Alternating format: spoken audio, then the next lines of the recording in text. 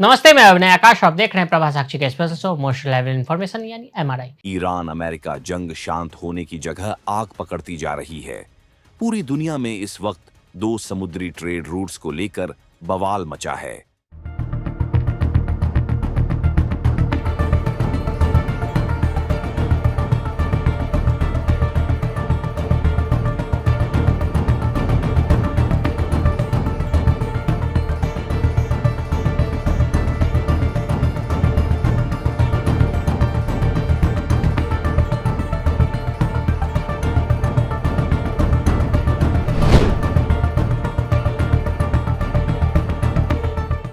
State of Hormuz के पास चल रही जंग से दुनिया पहले ही परेशान थी, लेकिन ईरान के समर्थन में यमन के हूती विद्रोहियों ने भी जंग में कदम रख दिया है, जिसकी वजह से रेड सी में मौजूद बाब अल मंदेव स्ट्रेट के बंद होने का खतरा भी पैदा हो गया है।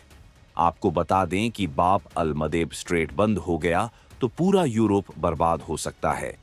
यह शिपिंग लिंक ही एशिया को यूरोप से जोड़ता है। बाब अल मंदेब स्टेट भारत के लिए भी बहुत महत्वपूर्ण है, क्योंकि रूस से आने वाला ज्यादातर तेल यहीं से भारत पहुंचता है। लेकिन जिस वक्त इन दोनों समुद्री रास्तों को लेकर दुनिया दहशत में है, ठीक उसी वक्त भारत ने एक ऐसा रणनीतिक और कूटनीतिक दांव खेल दिया है जिसने पूरी दुनिया को चौंका दिया है। भारत अफ्रीका के एक गरीब मगर नेचुरल रिसोर्सेज से भरे देश में ऐसा खेल कर आया है जिसके बारे में एक एक भारतीय को पता होना चाहिए। भारत ने एक तरफ तो एलपीजी और पेट्रोल की सप्लाई को जारी रखने का शानदार जुगाड़ ढूंढ लिया है, लेकिन इसी के साथ भारत ने दो बेहतरीन ट्रेड रूट्स भी तैयार कर लिए हैं। सबसे पहले जानते हैं कि भारत अब किस नए रूट से एलपीजी गैस ला रहा है। भारत ने एलपीजी गैस के लिए अफ्रीका महाद्वीप में एक नया कतर ढूंढ लिया है। भारत की सरकारी कंपनियां अफ्रीकी देश अंगोला की सरकारी कंपनी सुनानगोल से एलपीजी इंपोर्ट्स शुरू करने जा रही हैं। अंगोला अफ्रीका का एक गरीब देश जरूर है, लेकिन इस देश के पास 11 trillion cubic feet natural gas के भंडार हैं। भारत पहले से ही अंगोला के साथ थोड़ा बहुत गैस और तेल व्यापार करता रहा है, जिससे दोनों देशों के बीच कनेक्शन बना रहे। अब यही कनेक्शन भारत के काम आ रहा है। भारत ने नए रास्तों की ओर हाथ बढ़ाना शुरू कर दिया। भारत का 90% एलपीजी आयात ठप होने की कगार पर है। दिल्ली के गलियारों में हलचल तेज हो गई है। पीएम मोदी खुद मोर्चा संभाले हुए हैं। स्थिति कंट्रोल में रहे, उसके लिए लगातार मोदी सरकार काम कर रही है। तमाम देशों से बातचीत चल रही है। पर्दे के पीछे ईरान से बातचीत कर हॉर्मूज से धीरे धीरे गेट खुलवाकर भारत के जहाज निकलवाए जा रहे हैं। लेकिन क्या 3 से 4, 4 से 5 जहाजों का आना काफी है? बिल्कुल नहीं। वहीं दूसरी तरफ युद्ध थमता नजर नहीं दिख रहा है, बल्कि और भी भयानक होता जा रहा है। अब सवाल यह है कि क्या भारत के करोड़ों घरों के चूल्हे ठंडे पड़ जाएंगे, या फिर भारत ने इस संकट का कोई ऐसा मास्टर प्लान तैयार कर लिया है जो दुनिया को हैरान करे, क्योंकि अब भारत की नजरें खाड़ी देशों से हटकर एक नए और अनजान दोस्त पर आकर टिक गई है। दरअसल जब हॉर्मूज के दरवाजे बंद हुए तो भारत ने अपने पुराने दोस्तों और नए रास्तों की ओर हाथ बढ़ाना शुरू कर दिया। अर्जेंटीना से लेकर अमेरिका और नॉर्वे तक से गैस मंगाना शुरू।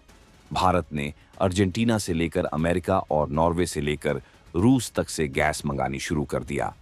लेकिन इसमें दूरी और समय बहुत बड़ी चुनौती है। अमेरिका से गैस आने में हफ्तों लग जाते हैं, जब देश में मांग चरम पर है। इतनी दूरी से आने वाली सप्लाई ऊंट के मुंह में जीरे जैसा सामान है। भारत दुनिया का दूसरा सबसे बड़ा एलपीजी आयातक और चौथा सबसे बड़ा एलएनजी आयातक है। तो ऐसे में सरकार की पूरी मशीनरी इस कोशिश में जुटी है कि किसी भी कीमत पर सप्लाई चेन टूटने ना पाए।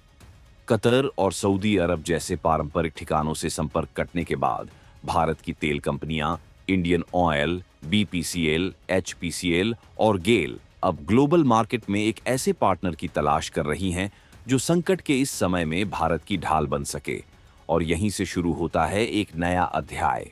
एक ऐसा नाम जो अब तक सिर्फ तेल और हीरों के लिए जाना जाता था, लेकिन अब वो भारत की रसोई का रखरखाव करने जा रहा है।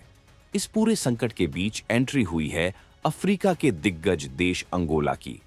जी हाँ, वही अंगोला जो नाइजीरिया के बाद अफ्रीका का सबसे बड़ा तेल निर्यातक है। अंगोला की सरकारी कंपनी के साथ बातचीत। भारतीय ऊर्जा कंपनियां अब अंगोला की सरकारी कंपनी सोनानगोल के साथ हाई लेवल बातचीत कर रही हैं और यह डील साधारण नहीं होगी। अगर यह बातचीत सफल हो जाती है तो अंगोला भारत को कुकिंग गैस सप्लाई करने वाला पहला मध्य अफ्रीकी देश बन जाएगा। लेकिन अंगोला ही क्यों? इसका जवाब छिपा है भूगोल और गणित। एक्सपर्ट का मानना है उत्तरी अमेरिका के मुकाबले अंगोला से भारत तक गैस पहुंचने में 10 से 15 दिन कम लगेंगे। ये 15 दिन भारत के लिए किसी वरदान से कम नहीं होंगे। अंगोला के पास 4.6 ट्रिलियन क्यूबिक फीट प्राकृतिक गैस का विशाल भंडार है। आपको जानकर हैरानी होगी कि वित्त वर्ष 2025 में अंगोला ने भारत को पहले ही 924 मिलियन की एलआईजी सप्लाई की है। अब इसी दोस्ती को एलपीजी तक ले जाने की तैयारी है। ये सिर्फ एक बिजनेस रील नहीं है बल्कि एक कूटनीतिक जीत है। जहां एक तरफ हॉर्मूज में बारूद बरस रहा है, हॉर्मूज का रास्ता बंद पड़ा है, तो वहीं दूसरी तरफ भारत ने हजारों मील दूर अफ्रीका में अपनी ऊर्जा सुरक्षा का नया किला तैयार कर लिया है। 8000 किमी की दूरी है हवाई। तो सोचिए कितना डिस्टेंस पड़ रहा है। भारत और अंगोला का रिश्ता आज का नहीं है, इसकी जड़ें 1985 में जमी थी। भारत आज अंगोला का तीसरा सबसे बड़ा व्यापारिक साझेदार है और दोनों के बीच 4.2 अरब डॉलर का द्विपक्षीय व्यापार भी होता है। हम उनसे सिर्फ गैस ही नहीं ले रहे हैं, बल्कि हम उन्हें डिफेंस दवाएं, कृषि तकनीक भी दे रहे हैं। हम साथ मिलकर अंतरिक्ष और माइनिंग के क्षेत्र में इतिहास रचने जा रहे हैं। क्या भारत इस युद्ध के स्थाई से बाहर निकल पाएगा? हालात तो यही बता रहे हैं कि अब भारत में स्थिति नॉर्मल हो जाएगी। हालांकि नॉर्मल स्थिति करने के लिए मोदी सरकार लगातार काम कर रही है, लोगों तक सप्लाई भी पहुंचा रही है, लेकिन संकट खड़ा ना हो।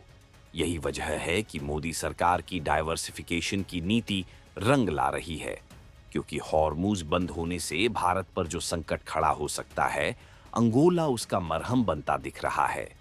भारत ने दुनिया को दिखा दिया है कि संकट कितना भी बड़ा क्यों ना हो, अगर हौसला और विजन सही हो तो रास्ते समंदर के बीच से ही निकल आते हैं।